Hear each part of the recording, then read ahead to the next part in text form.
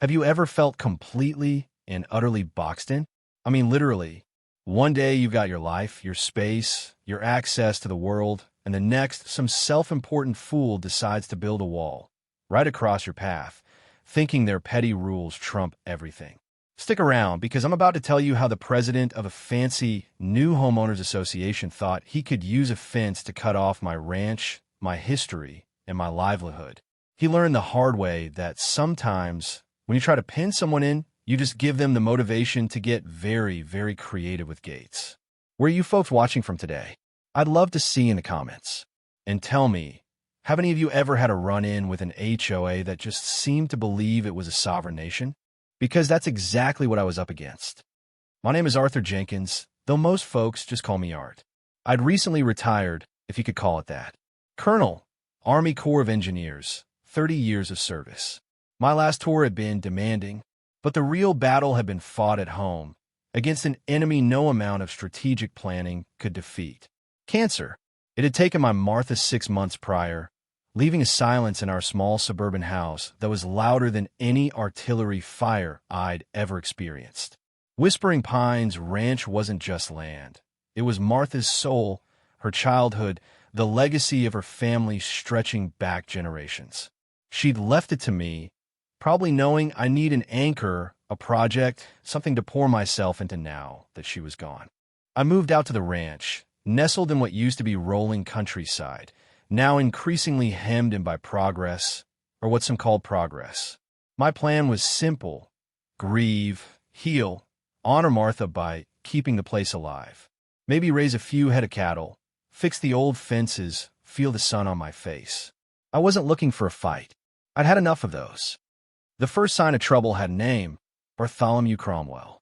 He was the president of the Serene Meadows Homeowners Association, a sprawling new development of oversized houses on undersized lots that had bloomed like expensive beige fungi right up to the edge of Whispering Pines.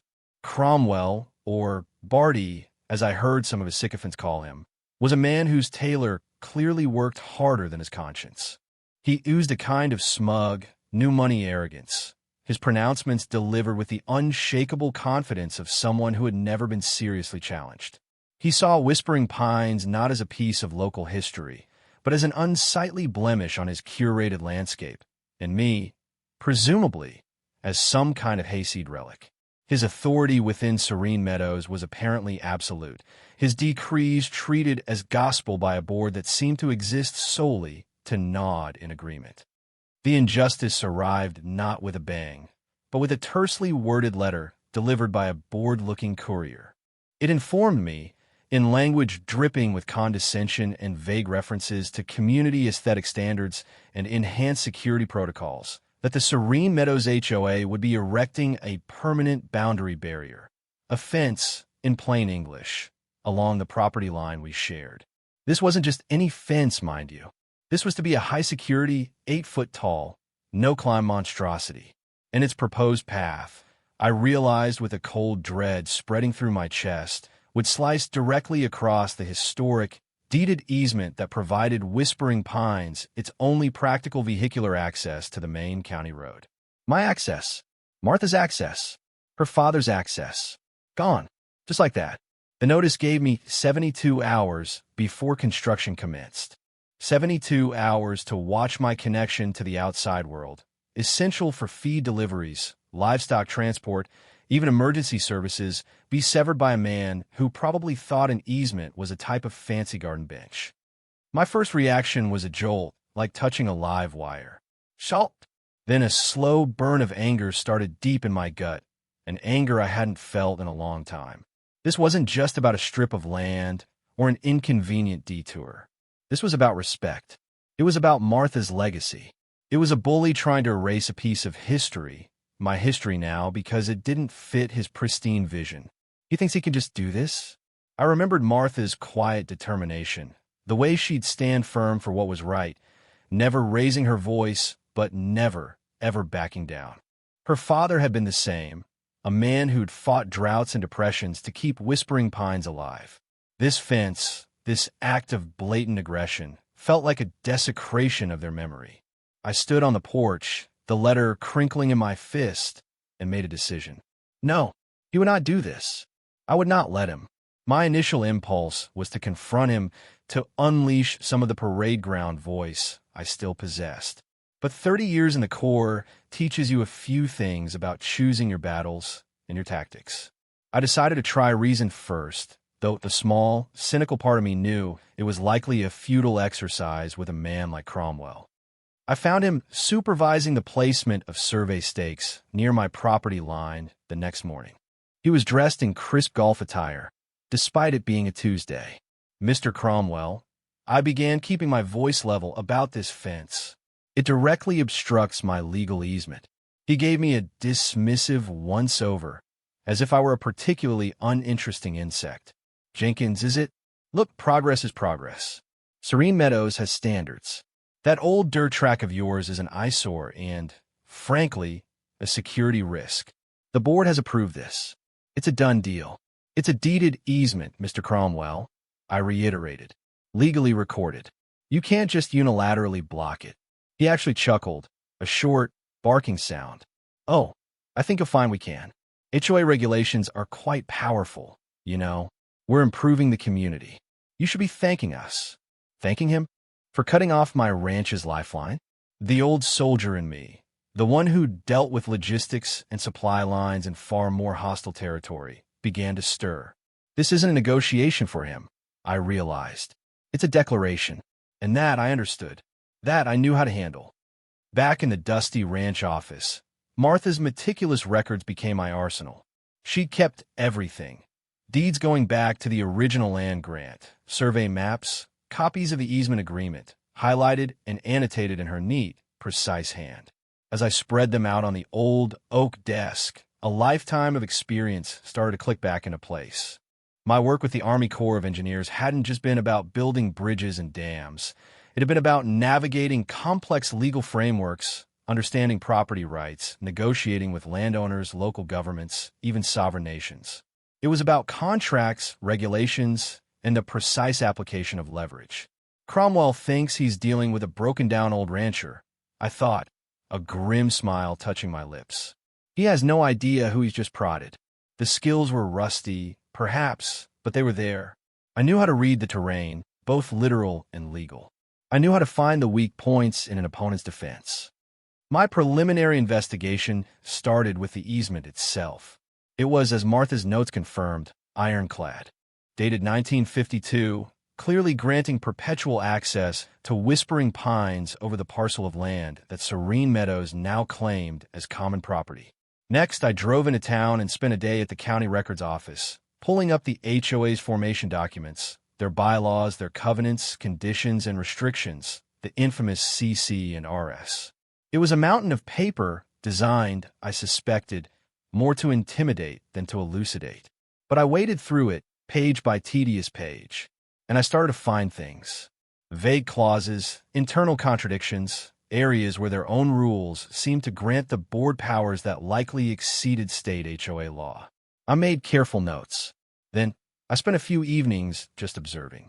From a discreet spot on my property, I watched the traffic flow in and out of Serene Meadows, noted the routines of their private security, even charted Cromwell's comings and goings. Knowledge, as always, was power, and I was just beginning to gather mine. A few days after the fence construction began, a raw, ugly scar across the land, effectively imprisoning my larger vehicles on the ranch, I received an unexpected visitor. An older woman with sharp, intelligent eyes and a no-nonsense air pulled up to my gate in a slightly battered but well-maintained sedan. "Mr. Jenkins?" she asked, her voice surprisingly strong. "Agnes Periwinkle. I live over in Serene Meadows. Well, on the edge of it. My family owned land here long before Cromwell and his concrete palaces showed up." I invited her in for coffee. It turned out Agnes was a retired county clerk with decades of experience navigating the very bureaucracy I was just starting to explore. She'd heard about my fence situation through the local grapevine. "That Bartholomew Cromwell," she said, stirring her coffee with vigor, "is a pompous ass and a bully. He's been running roughshod over folks since he strong-armed his way into that HOA presidency. He tried to tell me the color I painted my birdbath violated some new aesthetic code he dreamed up. A bird bath, mind you. Agnes became my first and most crucial ally. Her knowledge of local history, county procedures, and the personalities involved was invaluable. She knew which clerks were helpful, which ones were Cromwell's golfing buddies.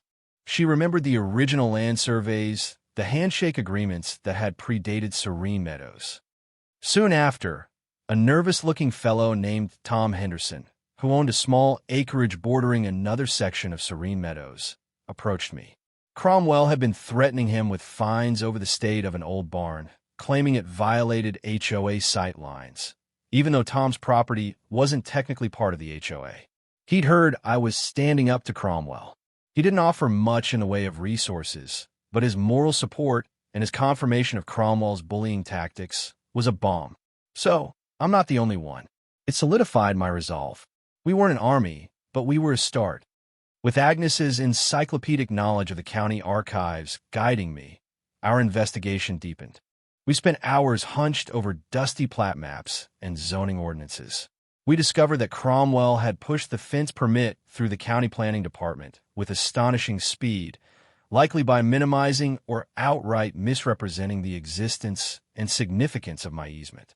The application was flimsy, the justification for security paper-thin. He's cutting corners, I noted. Bullies often do. They rely on their bluster, not thoroughness. Agnes also had friends, old-timers who'd worked for local contractors. Through them, we learned that some of the beautification projects within Serene Meadows, a new fountain at the entrance, elaborate landscaping around the clubhouse, were being done by non-licensed, out-of-town crews, likely for cash, undercutting local businesses, and probably sidestepping permits and inspections. He's cheap too, then, Agnes sniffed. All flash, no substance. Then we started looking into the HOA finances. The monthly dues at Serene Meadows were exorbitant. The budget Cromwell presented at HOA meetings, which Agnes obtained a copy of from a disgruntled resident, was full of vague line items. Grounds enhancement, security upgrades, administrative overheads. The figures were substantial. Yet for all that money, the actual improvements seemed disproportionate. Cromwell, however, had recently acquired a new luxury SUV and was rumored to be taking frequent golfing retreats. Where's the money going, Barty? I mused, a cold anger settling in. This isn't just about a fence anymore, is it? Cromwell, it seemed, was not accustomed to scrutiny. Word must have reached him that I was asking questions, poking around. Perhaps he saw me talking to Agnes or Tom. His response was typical of his ilk, escalation and arrogance. A sharply worded cease and desist letter arrived from a high-priced law firm, accusing me of harassment, of interfering with HOA business, of casting aspersions on Mr. Cromwell's good character. It was laughable, but also a clear signal. He was feeling the pressure. He didn't stop there. The fence, already an offense, became a statement. More no trespassing signs appeared. Motion-activated security lights were installed, angled to glare onto my property. He even had a security camera mounted on a post, pointing directly at my ranch house. It was a petty, vindictive display of power. At the next HOA meeting, a recording of which Agnes's friend managed to get, Cromwell actually boasted, "We've dealt with the encroachment from that dilapidated ranch next door," he announced to applause from his core supporters. Serene Meadows' values are secure. Our property values are protected from undesirable elements. Undesirable element, am I? I listened to the recording, Cromwell's smug voice filling my quiet kitchen. "You just given me more ammunition, you arrogant fool." His overconfidence was becoming his Achilles heel. He was so sure of his own power, so dismissive of me, that he couldn't imagine I might have a response he hadn't anticipated. The direct legal challenge to the blocked easement was an option, of course.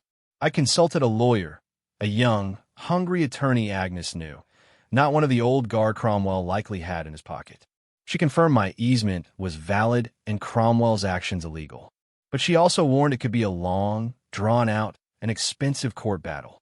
Cromwell would use every delaying tactic his high-priced lawyers could dream up. Time was a luxury I didn't have if I wanted to keep the ranch operational. I needed something faster, something more decisive. something that would hit Cromwell where he lived, leveraging his own actions against him. My mind, trained in logistics and strategic problem-solving, began to work. The fence blocked my vehicle access to the county road via the easement. But the easement itself, the legal right to traverse that strip of land, was not extinguished. Cromwell's fancy, new automated gate for Serene Meadows residents, part of its concrete footing, I noted with grim satisfaction during a late-night reconnaissance, was poured just inside the surveyed line of my easement. A minor encroachment, perhaps, but legally significant. Then, a more audacious thought began to form. Cromwell's fence, in its aggressive realignment of the boundary, had inadvertently done something else. To avoid the new construction chaos and the now congested main entrance to Serene Meadows from the other side, many residents had started using a gravel track that skirted the edge of the development. A track that, for about 100 yards, ran squarely across a forgotten, undeveloped corner of my Whispering Pines property. It was a shortcut they'd adopted out of convenience. Cromwell, in his haste to wall me off, had never bothered to check the precise property lines there. He'd assumed. The plan began to crystallize, audacious, and, I had to admit, deeply satisfying. 1. Hire a licensed surveyor to officially and very visibly restake my property lines, especially that 100-yard strip and the exact boundaries of my original easement where Cromwell's new gate now stood. No ambiguity. 2. Legally designate that 100-yard strip on my land as a private access road. Whispering Pines Ranch Access Road. 3. Install a gate and a toll booth. If Cromwell wanted to play games with access, I'd show him how the game was really played. He'd cut off my primary route, effectively forcing his residents to trespass on my land for their convenient shortcut. I would simply formalize their trespass and charge them for it. The beauty of it was that I wouldn't be blocking their primary legal access, merely tolling the convenient shortcut they had chosen, a shortcut that existed on my land, a situation largely created by the disruption Cromwell's own fence project had caused. Cromwell, blissfully unaware of the storm brewing, continued his petty aggressions. He had his landscaping crew plant a row of fast-growing, dense Leland cypress trees along his side of the new fence, as if to further blot out the sight of my ranch. This, ironically, only served to better define the approach to what would soon be my toll road, channeling traffic exactly where I wanted it. He also initiated proceedings with the county to try and have my easement officially vacated, citing disuse and alternative access, however impractical. Agnes got wind of it immediately. "Don't you worry, Art," she'd said, her eyes glinting. "I've still got a few friends in planning. We'll file such an objection, citing historical precedent and demonstrable need. It'll tie him in knots for years." The stakes were rising. I started receiving anonymous notes in my mailbox, crude, and signed messages telling me to sell up and leave, old man. One morning, I found a pile of household garbage dumped just inside my property line on the far side of the ranch, away from the Serene Meadows fence. It was a clear attempt at intimidation, clumsy and cowardly. It only strengthened my resolve. They think they can scare me? After what I've seen, after what I've lost. This is amateur hour. But I documented everything, took photographs, filed a report with the sheriff's department, who, while sympathetic, said there wasn't much they could do without direct evidence. The pressure was on, but it was forging my plan into something harder, sharper. The lawyer Agnes had recommended, a bright young woman named Sarah Chun, listened to my plan with an initially skeptical expression that slowly transformed into a fascinated grin. She reviewed my deeds, the easement documents, the survey maps I'd commissioned. "Mr. Jenkins," she said, tapping a pen against her chin, "it's unconventional.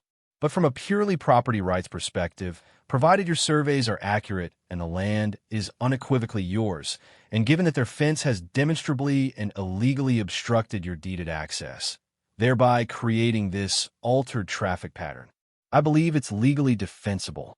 Audacious, but defensible." She drafted the formal notices to the Serene Meadows HOA and its individual residents. Clear, concise, legally watertight. It outlined their illegal obstruction of my easement, the encroachment of their new gate onto my easement footprint, and the establishment of the Whispering Pines Ranch private access road on my demarcated property, along with the impending toll for its use. The following Saturday, under the curious gaze of a few early-rising Serene Meadows residents out for their power walks, the operation commenced. I'd hired a couple of strapping young men, sons of another local farmer who'd had his own run-ins with developers. With practiced efficiency, they helped me sink posts for a sturdy, professional-looking metal gate across the gravel track on my land. We then assembled a small, neat wooden booth, not unlike a park entrance kiosk. By sundown, it was complete. A large, clearly lettered sign was erected, "Private Property, Whispering Pines Ranch Access Road. Toll required for passage. Thank you for your cooperation." Another sign detailed the modest toll, $5 per vehicle per passage. Cash only for now. I even put up a smaller sign. "Proceeds support historic ranch preservation, a little touch of psychological warfare." The notices, printed on official-looking letterhead, were hand-delivered to every mailbox in Serene Meadows by a very discreet courier Sarah Chan arranged. Monday morning dawned bright and clear. I was in my new toll booth by 6:30 a.m., a thermos of hot coffee beside me, looking, I hope, calm and resolute. The first few cars approached around 7, driven by early commuters. Headlights illuminated my sign. Brakes squealed. Doors opened. "What in the Sam Hill is this?" one man in a shiny pickup demanded, his face a mask of disbelief. "Good morning," I said politely. "This is the Whispering Pines Ranch Private Access Road. There's a $5 toll for passage." Confusion turned to anger. Horns began to honk further back. The alternative route, thanks to Cromwell's new fence and the ongoing construction, was now a good 20-minute detour through already congested county roads. My little shortcut had become essential. Then, Bartholomew Cromwell himself arrived, his expensive SUV screeching to a halt inches from my new gate. His face was puce. "Jenkins," he bellowed, storming out of his vehicle. "What is the meaning of this? You can't do this. This is outrageous. This is extortion." I took a slow sip of coffee. "Actually, Mr. Cromwell," I replied, my voice calm, "I can. This is my private property. You can see the survey markers. Your fence, which you erected illegally across my deeded easement, has created this inconvenience for your residents. I'm merely managing access to my land, which they've been using freely. The toll is quite reasonable, I think. Covers my time and the upkeep of this fine road." I gestured to the gravel track. He sputtered, almost incoherent with rage. "I'll sue you. I'll have you arrested. I simply handed him a copy of the legal notice his HOA had received, along with Sarah Chen's business card. "My lawyer's details, Mr. Cromwell. I suggest you consult yours, and perhaps review your own HOA's actions regarding property rights and legal access." For a moment, the air crackled with tension. Some residents, trapped in the growing queue, were shouting abuse at me. Others, however, were turning their glares towards Cromwell. His grandstanding had led them directly into this mess. He pulled out his phone, jabbing it furiously. "I'm calling the sheriff. You'll see." True to his word, a deputy arrived about 20 minutes later, siren off, taking in the scene with a carefully neutral expression. Cromwell, practically vibrating with indignation, launched into a tirade, pointing at me, the gate, the signs. Deputy Miller listened patiently, then walked over to me. "Mr. Jenkins, sir, can I see your paperwork for this?" I provided him with copies of my deed, the freshly certified survey map, clearly marking my property lines, and the notice regarding the private road. He examined them carefully, walked the boundary marked by the new survey stakes, looked at the gate, then back at Cromwell. "Mr. Cromwell," Deputy Miller said, his voice firm but polite, "as far as I can see, Mr. Jenkins is on his own property. The signage is clear. This appears to be a civil matter regarding access and property rights. You'll need to take it to court if you dispute his claim to this land or his right to control access to it." He paused, then added, perhaps with a hint of sympathy for my position, or maybe just a touch of exasperation with Cromwell, Frankly, sir, given the situation with the fence blocking his other access, it looks like you might have contributed to this particular traffic pattern. Cromwell looked like he might actually explode. The deputy's refusal to dismantle my operation on the spot was a public demolition of his authority. He was speechless, a rare condition for him. For the first time, I saw a flicker of genuine fear, or at least bewildered uncertainty, in his eyes. He was outmaneuvered on ground he thought he controlled. My little toll booth on my own land had become a very effective checkpoint against his arrogance. The story, as these things often do when they involve a perceived David and Goliath struggle, hit the local news by Tuesday evening. Agnes, it turned out, had a nephew who was a stringer for the regional paper and a local TV affiliate. The headline was gold. HOA president's fence backfires. Rancher turns tables, implements convenience toll on private land. The image of my modest toll booth, with the gleaming McMansions of serene meadows in the background and the long line of frustrated commuters, was compelling. The reaction within Serene Meadows was volcanic. Residents, already simmering over Cromwell's high-handed management style and escalating fees, were now incandescent with rage. Their 20-minute detour was causing them to be late for work for school drop-offs. The $5 toll, while not exorbitant, was an insult piled on injury, a constant reminder of Cromwell's blunder. The focus of their anger shifted rapidly from me to him. He did this to us, became the rallying cry. Simultaneously, the meticulously gathered information Art and Agnes had compiled about Cromwell's questionable financial dealings and the unpermitted construction projects suddenly found a very receptive audience. Other residents, emboldened by Cromwell's public humiliation, started demanding answers, requesting audits, and calling for an emergency HOA meeting. The carefully constructed facade of Cromwell's authority was crumbling. The emergency HOA meeting, held in the Serene Meadows clubhouse, was reportedly a scene of utter chaos. Cromwell, attempting to deflect blame, accused me of being an unreasonable, money-grubbing opportunist.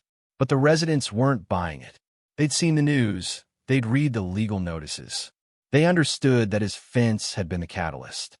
"You blocked his legal road, Barty," one resident yelled. "And now we're paying for it, literally." The HOA board members, who had previously rubber-stamped Cromwell's every whim, were now visibly panicked. They were facing potential lawsuits from their own residents over the access debacle, not to mention fines from the county for the unpermitted work that was now coming to light. Under immense pressure, the board held an impromptu vote of no confidence in Bartholomew Cromwell. It passed overwhelmingly. He was stripped of his presidency, his reign of petty tyranny brought to an ignominious end. The whispers about financial irregularities grew louder, and I heard later that the county prosecutor's office had started taking an interest in Serene Meadows' accounting practices.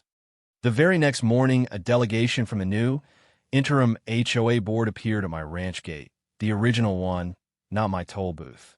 They were a chastened, rather sheepish group. Mr. Jenkins, their spokesperson, a woman named Eleanor Albright who seemed genuinely distressed, began, We are here to offer our sincerest apologies for the actions of Mr. Cromwell and the previous board. This situation is untenable. What will it take to resolve this?" My terms were straightforward, delivered calmly but firmly.